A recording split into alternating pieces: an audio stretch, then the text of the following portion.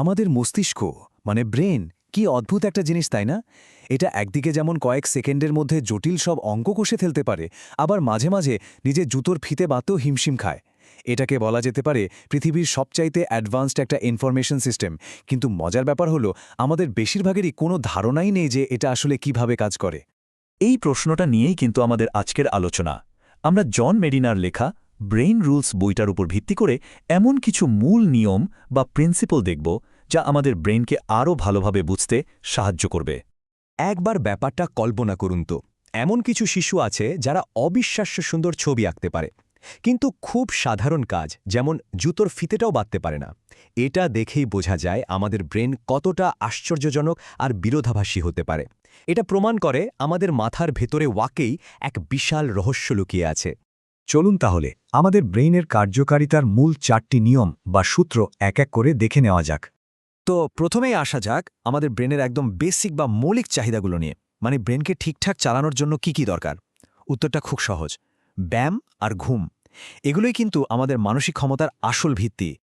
আমাদের ব্রেন কিন্তু আজকের এই অবস্থায় হঠাৎ করে আসেনি, এর পেছনে আছে হাজার হাজার বছরের বিবর্তন। আমাদের পূর্বপুরুষরা সারাদিন বসে থাকতেন না, তারা শিকার বা খাবারের খোঁজে প্রতিদিন প্রায় 10 থেকে 20 কিলোমিটার হাঁটতেন বা দৌড়াতেন। এর মানে কি দাঁড়ায়? মানে হলো আমাদের ব্রেনটা তৈরি হয়েছে হাঁটা চলা বা দৌড়ানোর জন্য, সারাদিন এক জায়গায় বসে থাকার জন্য কিন্তু নয়। ব্যায়ামকে অনেকটা শরীরের ভেতর নতুন হাইওয়ে বানানোর মতো ভাবতে পারেন। যখন জীবনযাত্রা অলস হয়ে যায় তখন ব্রেনের রাস্তাগুলো যেন ভাঙাচোরা হয়ে পড়ে, রক্ত চলাচল কমে যায়, পুষ্টি ঠিকমতো পৌঁছাতে পারে না। কিন্তু নিয়মিত ব্যায়াম করলে ব্রেনে নতুন নতুন রক্তনালী তৈরি হয়, ঠিক ঝকঝকে নতুন রাস্তার মতো। এতে রক্তপ্রবাহ বাড়ে আর BDNS এর মতো ব্রেনের জন্য দরকারি গ্রোথ হরমোনও তৈরি হয়, যা আমাদের নিউরনকে সুস্থ রাখে। এবার ঘুমের কথায় আসি। একটা স্টাডি কি বলছে জানেন?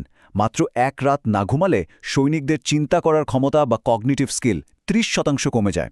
আর যদি টানা 2 রাত না ঘুমায় তাহলে তো কথাই নেই, এই ক্ষমতা কমে যাওয়ার হারটা প্রায় 60% গিয়ে দাঁড়ায়। তার মানে ঘুম শুধু আরাম করা নয়, এটা আমাদের ব্রেনকে রিচার্জ করার জন্য অপরিহার্য। প্রত্যেকেরই কিন্তু ঘুমের একটা নিজস্ব প্যাটার্ন বা স্বাভাবিক চক্র আছে। কেউ লার্ক মানে খুব ভোরে ঘুম থেকে ওঠে আর দিনের বেলা অ্যাক্টিভ থাকে, কেউ আবার আউল মানে রাত জাগে আর দেরিতে ওঠে, আর বেশিরভাগ মানুষই হলো হামিংবার্ড মানে দুটোর মাঝামাঝি। নিজের শরীরের এ প্রাকৃতিক ঘড়িটা মেনে চললে ব্রেনের ক্ষমতা অনেকটাই বেড়ে যায়।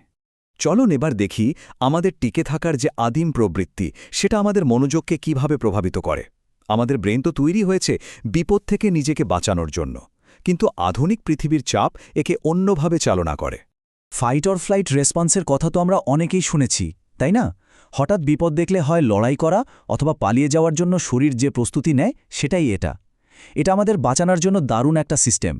কিন্তু সমস্যাটা হয় তখনই যখন এই স্ট্রেস বা মানসিক চাপটা সারাক্ষণ চলতে থাকে, তখন এটা উপকারের চেয়ে ক্ষতি বেশি করে। মনোবিজ্ঞানী মার্টিন সেলিগম্যানের একটা বিখ্যাত পরীক্ষা আছে, যেটা শুনলে ব্যাপারটা আরও পরিষ্কার হবে। কিছু কুকুরকে এমনভাবে বারবার ইলেকট্রিক শক দেয়া হয় যেটা তারা কোনোভাবেই এড়াতে পারছিল না। প্রথম দিকে তারা পালানোর চেষ্টা করে, কিন্তু একসময় তারা চেষ্টাই করা ছেড়ে দেয়। এরপর যখন তাদের এমন একটা জায়গায় রাখা হয় যেখান থেকে পালানো খুব সহজ, তখনও তারা আর চেষ্টা করে না, কারণ তারা মেনেই নিয়েছে যে কিছুই করার নেই। দীর্ঘস্থায়ী চাপ আমাদের ব্রেনকেও ঠিক এভাবেই নিষ্ক্রিয় করে দেয়, সমস্যা সমাধানের ক্ষমতা কেড়ে নেয়। এই উদাহরণটা কিন্তু দারুণভাবে দেখায় যে আমাদের ব্রেন কিভাবে প্যাটার্ন খোঁজে। যখন কতগুলো জিনিসকে এলোমেলোভাবে লিস্ট করে দেওয়া হয় তখন সেগুলো মনে রাখা বেশ কঠিন, কিন্তু যখন জিনিসগুলোকে অর্থপূর্ণ গ্রুপে ভাগ করে দেওয়া হয়, যেমন এখানে দেখানো হয়েছে বীচের জিনিস আর বৃষ্টির জিনিস, তখন মনে রাখার ক্ষমতা প্রায় 40% পর্যন্ত বেড়ে যায়। আসলে আমাদের ব্রেন গোছানো তথ্য খুব ভালোবাসে। আচ্ছা, এবার আসা যাক মেমোরির দুনিয়ায়। আমরা কিভাবে জিনিস মনে রাখি আর কোন ইন্দ্রিয়টা এক্ষেত্রে সবচেয়ে পাওয়ারফুল? চলুন এই রহস্যটা ভেদ করা যাক। এই চারটা দেখুন কি পরিষ্কারভাবে দেখানো হয়েছে। যখন আমরা কোনো কিছু শুধু শুনি 3 দিন পর তার মাত্র 10% মনে থাকে, ভাবা যায়। কিন্তু সেটার সাথে যদি একটা ছবি জুড়ে দেওয়া হয় বা জিনিসটা যদি আমরা দেখি, তাহলে মনে রাখার হারটা লাফিয়ে 65% পৌঁছে যায়। বিশাল একটা পার্থক্য, তাই না? এই প্রভাবটাকেই বলা হয় পিক্টোরিয়াল সুপিরিয়রিটি এফেক্ট। সোজা বাংলায় বললে ছবি বা দেখার ক্ষমতা অন্য সব ইন্দ্রিয়কে ছাপিয়ে যায়। এক কথায় আমাদের সমস্ত ইন্দ্রিয়ের মধ্যে দৃষ্টিশক্তি হল তুরুপের তাস। এটা যে কতটা শক্তিশালী তার একটা অবাক করা উদাহরণ দিই। একবার ভাবুন, কয়েকজন এক্সপার্ট ওয়াইন টেস্টারকে সাদা ওয়াইনের সাথে লাল রং মিশিয়ে দেওয়া হলো, আর তারা সবাই এক বাক্যে বললেন এটা একটা রেড ওয়াইন। তাদের চোখ তাদের ঘ্রাণ আর স্বাদের অনুভূতিকে এমনভাবে ধোঁকা দিয়েছে যে তারা টেরই পায়নি। দৃষ্টিশক্তি এতটাই প্রভাবশালী। আমাদের আলোচনার একদম শেষ পর্বে চলে এসেছি। এখানে আমরা দেখব প্রত্যেকটা ব্রেন কতটা আলাদা, আর নতুন কিছু শেখার জন্য আমাদের মধ্যে কি দারুণ একটা তাগিদ কাজ করে। এটা তো অবিশ্বাস্য একটা ব্যাপার। গবেষকরা একজনের ব্রেনে এমন একটা নিউরন খুঁজে পেয়েছিলেন যেটা শুধু অভিনেত্রী জেনিফার অ্যানিস্টনের ছবি দেখলেই সাড়া দিত। অন্য কোনো ছবি বা অন্য কারো মুখ দেখে সেই নিউরনটা একদম চুপ থাকত। এর থেকে বোঝা যায় আমাদের জীবনের অভিজ্ঞতাগুলো আক্ষরিক অর্থেই আমাদের ব্রেনের তারগুলোকে নতুন করে সাজায়, আর এভাবেই প্রত্যেকটা মানুষের ব্রেন একে অপরের থেকে আলাদা হয়ে ওঠে। এর থেকেই বোঝা যায় আমাদের ব্রেন আসলে আবিষ্কার করতে চায়, এক্সপ্লোর করতে চায়, আর তাকে সেই স্বাধীনতাটা দিলে অসাধারণ সব জিনিস তৈরি হতে পারে। গুগলের 20% টাইম পলিসি তো এর জ্বলজ্বন্ত উদাহরণ।